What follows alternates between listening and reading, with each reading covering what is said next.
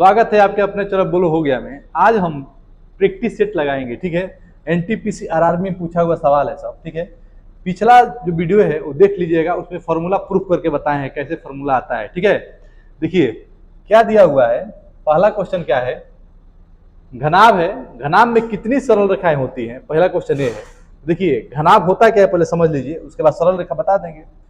तो घर जो है, जिस रूम में बैठे हुए हैं उसके टोटल साइड जो है इक्वल होते हैं, उसे क्या कहते हैं, घनाभ कहते हैं, ठीक है। अगर इक्वल नहीं है तो क्या कहेंगे, अगर इक्वल है तो क्यूब कहेंगे, ठीक है, घन कहेंगे। अगर इक्वल नहीं है तो घनाभ कहा जाएगा, ठीक है। देखिए सबसे पहले घनाभ होता क्या है, ये घनाभ है, इसको क्या बोलते हैं, घनाभ बोलते हैं, ठीक है। तो देखिए ये पूछ रहा है इसमें कितनी सरल रेखाएं हैं, आप गिन सकते हैं आसानी से, गिन के देख लीजिए। एक हो गया, ये 1 2 3 4 5 6 7 8 9 10 11 और 12। यानी कि आप आसानी से अगर क्यूबाइड बना लेते हैं, यानी घना बना लेते हैं, तो ऑप्शन क्या मार देंगे, 12, ठीक है। कोई इसमें ज्यादा रिसर्च करने की जरूरत नहीं थी, ठीक है। लाइन बताना था कितने लाइन से घना बनता है, ठीक है, क्यूबाइड बनता है। देखिए गिन के बता दिए, ऐसे ही बता दिए, ठीक है। पहला क्वेश्चन हो गया। ये पूछा हुआ है आरआरबी एनटीपीसी में, ठीक है। अब देखिए ये वाला क्वेश्चन क्या दिया हुआ है, ध्यान दीजिए। ये घनाभ है, इसके 3 आसन्न फलक है, ठीक है। उसके जो है कि पृष्ठीय क्षेत्रफल, पृष्ठीय लिखा हुआ है, ठीक, पृष्ठीय क्षेत्रफल एबीसी है, तो इसका आयतन बताइए, ठीक है। देखिए कितना आसान है, आपको देख के लग रहा होगा बहुत भारी सवाल है, लेकिन भारी है नहीं, ठीक है, बहुत आसान है। इसका तरीका देखिए क्या है, सिंपल मेथड से लगाइए, एकदम इजी लगेगा। देखिए अब दिया हुआ है ए का मान, क्या दिया हुआ है, जो पृष्ठीय क्षेत्रफल है वो क्या होता है, एक्स गुणे वाई होता है, एक्स गुणे वाई होता है, क्लियर। अब एक्स गुणे वाई बराबर क्या दिया हुआ है, ए दिया हुआ है, ठीक। उसके बाद देखिए एक्स गुणे वाई, उसके बाद होगा वाई गुणे जेड हो जाएगा, वाई गुणे जेड बराबर बी दिया हुआ है, ठीक है। उसके बाद होगा जेड गुणे ए बराबर सी है, यही दिया हुआ है, क्लियर है।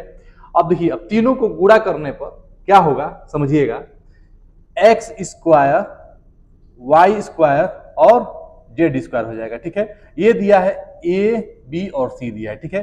ये एक्स वाई जेड का होल स्क्वायर बराबर ए बी सी हो जाएगा, ठीक है। लिखेंगे एक्स वाई जेड बराबर ए बी सी के पावर 1/2।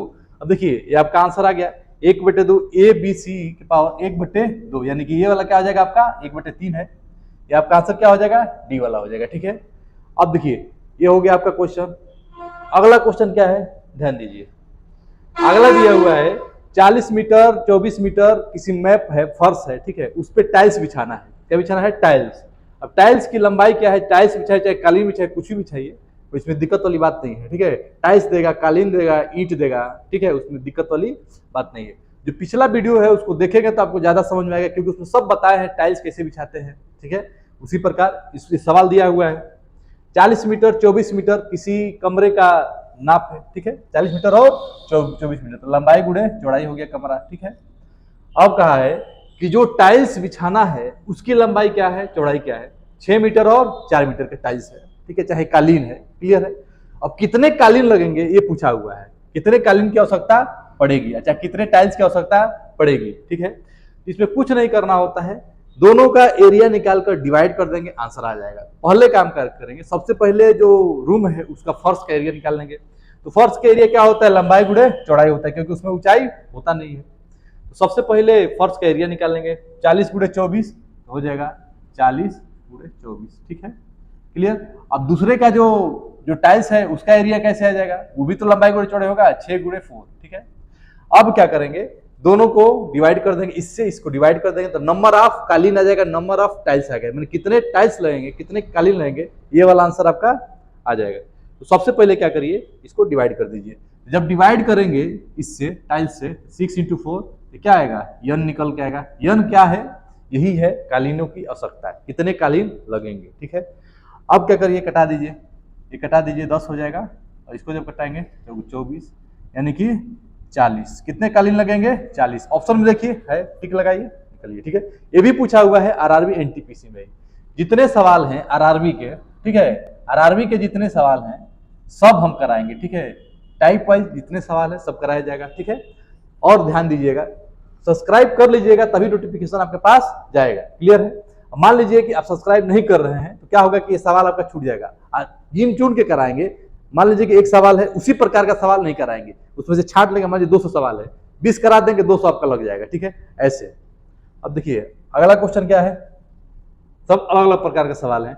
9 सेंटीमीटर लंबाई, 6 सेंटीमीटर चौड़ाई है, ठीक है, और 6 सेंटीमीटर ऊंचाई वाले क्यूबाइड, वही घनाभ, फिर आ गया पिघलाकर 3 सेंटीमीटर। अब देखिए ये पिघलाने वाला आ गया। सब अलग अलग सवाल है। पहला सवाल क्या था, दूसरा सवाल क्या था, ध्यान दीजिएगा। सब धीरे धीरे टफ बढ़ रहा है। अब धीरे धीरे आपका सवाल समझ में भी आएगा कि किस प्रकार वो बन रहा है सवाल। ठीक है, पहला क्वेश्चन था वही पूछा था सरल रेखा कितनी है, दूसरा क्या था आयतन से रिलेटेड था, तीसरा क्या था कितने टाइल्स लगेंगे, ये था। अब देखिए ये वाला सवाल क्या है कि कितने, मतलब कि पिघलाने पर कितने घन बनेंगे। अब मान लीजिए कि एक बड़ा सा क्यूबाइड है, उसको पिघला दिया गया, छोटा सा क्यूब बनाया जा रहा है 3 सेंटीमीटर का, कितना बनेगा, ये सवाल है। तो अब गलाना पिघलाने वाला कॉन्सेप्ट क्या है समझिएगा। गलाने पिघलाने वाला कॉन्सेप्ट क्या है, जब किसी भी चीज को गलाते हैं तो उसका आयतन बदलता नहीं है। ठीक है, आयतन नहीं बदलेगा, यानी वॉल्यूम उसका नहीं बदलेगा। तो क्या होता है, नंबर ऑफ, अगर क्यूब निकाल रहे हैं, घन निकाल रहे हैं, तो नंबर ऑफ क्यूब, ठीक है, बराबर क्या हो जाएगा, जो पिघलाएंगे उसका आयतन। क्या पिघला रहे हैं, क्यूबाइड पिघला रहे हैं। कितना बड़ा, 9 सेंटीमीटर, 6 सेंटीमीटर और 6 सेंटीमीटर, तो 9 गुणे 6 गुणे 6, और डिवाइड कर देंगे जो बना रहे हैं। क्या बना रहे हैं, 3 सेंटीमीटर का क्यूब बना रहे हैं। अब क्यूब का वैल्यूम मैंने बताया पिछले वीडियो में।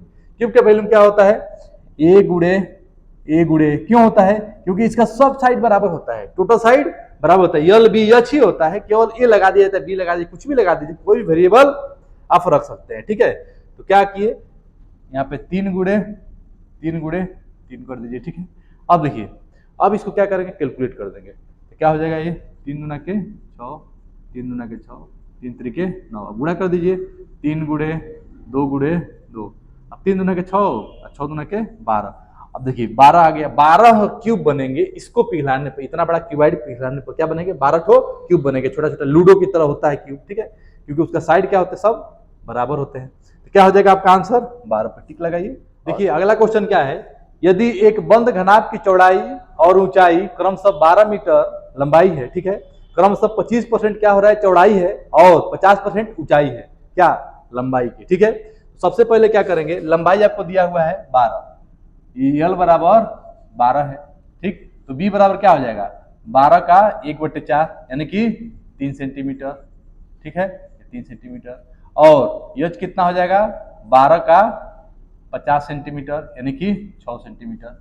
अब देखिए, अब पूछा क्या है आपसे, पूछा है कि कुल क्षेत्रफल, यानी कि टीएसए आपसे पूछा हुआ है। ठीक है, जब टीएसए पूछेगा क्या करना होता है, फॉर्मूला लगा दीजिए। कौन सा फॉर्मूला लगाएंगे, ध्यान दीजिए, 2LB plus BH plus HL। 2 हो गया, यल की जगह पे कितना आया था, दिया हुआ है 12, बी कितना है 3 है, अब प्लस 3 गुणे 6 प्लस 6 गुणे 3।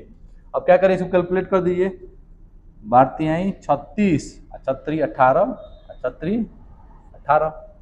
ठीक है, अब क्या करना है, यच है ना, यहाँ पे यल है, यल का मान कितना है, 12 है, यहाँ पे 12 कर लीजिए, 12। ठीक है, 12 छक्के 72। अब इसको ऐड कर दीजिए, ऐड करेंगे तो क्या होगा 2, अब ऐड कर दीजिए, 8 2 10, 10 6 16, हासिल 1। ठीक है, 7 1 8, 8 3 11 1 12। अब इसको गुणा कर दीजिए 126 में 2 से, 6 दूना के 12, 2 दूना के 4 1 5, और ये हो जाएगा 2, यानी कि 252 आपका क्या हो जाएगा, करेक्ट आंसर हो जाएगा, ऑप्शन नंबर ए। ठीक है दोस्तों, देखिए अच्छा लगा है तो लाइक जरूर करिएगा, सब्सक्राइब करना ना भूलिएगा, नेक्स्ट पार्ट लेकर आएंगे।